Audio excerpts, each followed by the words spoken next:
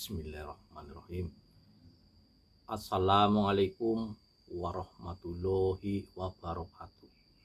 Salam santun, salam jumpa kembali dengan saya Sendung Tok. Tidak lupa saya senantiasa mendoakan kepada seluruh teman-teman, mudah-mudahan senantiasa diberikan berjuta kenikmatan, diberikan rezeki yang lancar, dimudahkan dalam segala hal. Untuk pembahasan kali ini, saya ingin membahas tentang bambu unik yang termasuk atau tergolong sulit untuk ditemukan, yaitu bambu unik Songgolangit. Nah, ini jarang yang membahas karena memang sangat sulit untuk ditemukan. Nah, tapi ini bambu unik Songgolangit itu ada dua versi. Nah, kalau menurut atau yang pernah saya pelajari, bambu Songgolangit itu termasuk barang yang sangat istimewa. Dibilang barang istimewa karena memang sangat sulit ditemukan apabila sesuai dengan definisi atau spesifikasinya, itu definisi Songgolangit. Nah, tapi ada di beberapa grup Songgolangit itu masih tergolong mudah untuk ditemukan karena berbeda dengan yang saya pelajari dahulu. Nah, ini tapi suatu perbedaan itu jangan sampai dijadikan sebagai permusuhan, tapi dijadikan sebagai tambahan pengetahuan saja. Karena apa?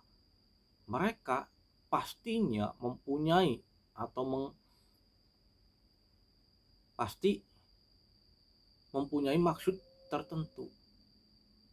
Mereka mengacu dari kitab yang mereka pelajari, seperti halnya yang saya pelajari dulu. Pasti awal mulanya itu ada kitabnya.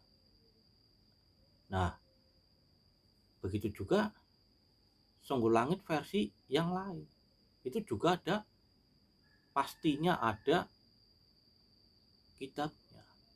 Oke, kita langsung saja bahas bambu Songgolangit. Nah, bambu Songgolangit itu bambu yang bagaimana? Nah, ini teman-teman, ini bambu unik Songgolangit. Nah, kalau bagi teman-teman yang tidak paham, pasti ini bilangnya bonggol bambu. Padahal ini bukan, teman-teman. Nah, yang saya tunjukin teman-teman, yang bonggol ini dari sini nih teman-teman, dari sini sampai ke bawah ini bonggol. Ini yang dinamakan bonggol bambu. Nah, dari sini ke atas ini masuk junjung jerajah. Nah, ini junjung jerajah paling bawah teman-teman, junjung jerajah paling bawah. Nah, atasnya lagi nih bambu, karena ini dua sabdo dua, ini masuknya RK. Nah, ini masuknya RK, kemudian atasnya ini tumpang sari, karena ini alis yang bertumpuk dua, jadi ini tumpang sari. Nah, bambu Songgolangit itu ciri-cirinya gimana? Nah, ciri-cirinya itu ketika di alam itu bonggol itu setidaknya naik 5 cm, jadi tidak tertimbun tanah semuanya, jadi setidaknya segini teman-teman. Nah, kemudian nah ini di sini junder paling bawah. Nah, bisa juga misalnya di sini ros pendek juga bisa, kemudian ros pendek variasi tumpang sari bersab sampai atas. Nah, itu yang dinamakan bambu unik Songgolangit. Nah, kemudian bambunya ini hidup sendiri teman-teman, jadi tidak menyambung dengan yang lain.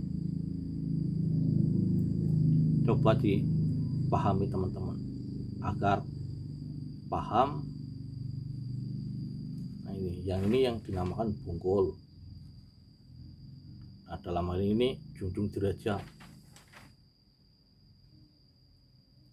Jadi memang ini kalau yang saya pelajari ini sangat sulit ditemukan.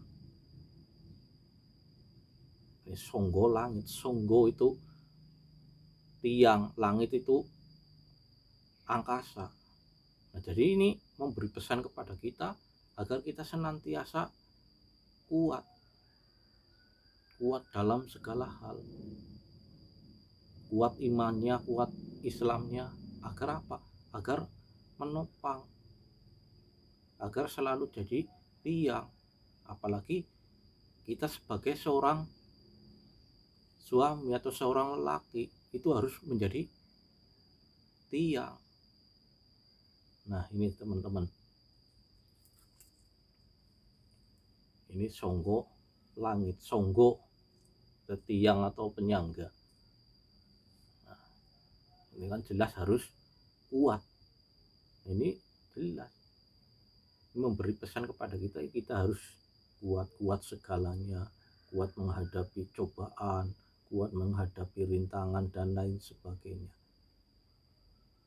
Nah, untuk yang versi lain bambu songgo langit, nah kayak gini nih teman-teman, ini untuk versi yang lain. Nah, saya juga masih bingung kenapa kok bambu kayak gini nih dibilang songgo langit. Nah, padahal kalau kita teliti, nah ini masuknya ruas pendek belalai, tolak belalai. Nah, tapi kalau di versi ini, karena apa, ini pakem menurut si orang Surabaya. Nah, ini kalau kayak gini nih masuk songgo langit. Nah, pakem ini keluar kisaran tahun 2017 baru keluar pakem songgo langit yang model seperti ini.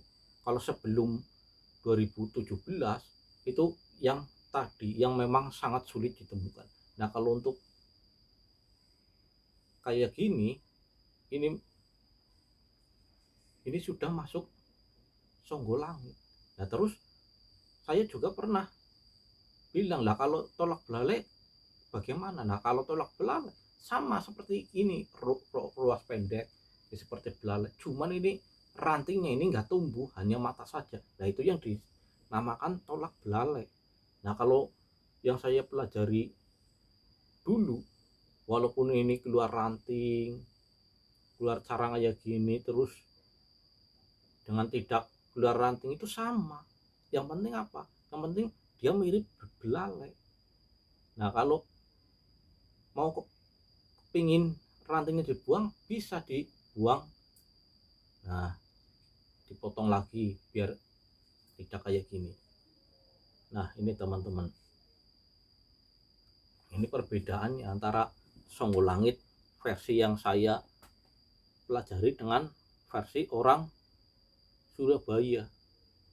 Nah, tentunya orang Surabaya juga itu mempunyai acuan kitabnya, tidak sembarangan, karena beliau juga sudah saya anggap menjadi guru saya.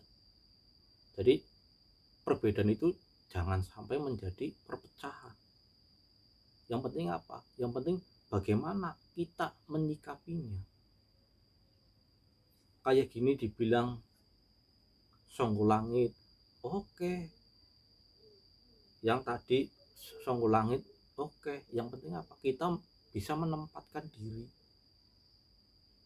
Nah, ini teman-teman. Nah, kalau menurut logika saya, ini menurut ilmu logika saya, kalau kayak gini masuk songgo langit itu masih tergolong mudah ditemukan. Karena apa? Kalau di saya kan ini masuknya tolak belalai, sedangkan tolak belalai itu masih mudah untuk ditemukan. Nah, kalau untuk versi orang Surabaya ini masuk songgo langit, sah-sah saja. Nah, saya juga nggak ada masalah sama beliau. Karena apa? Suatu perbedaan jelas jangan sampai menjadi perpecahan. beda boleh, yang penting seduluran tetap. Nah ini teman-teman, ini Songgol Langit. Jadi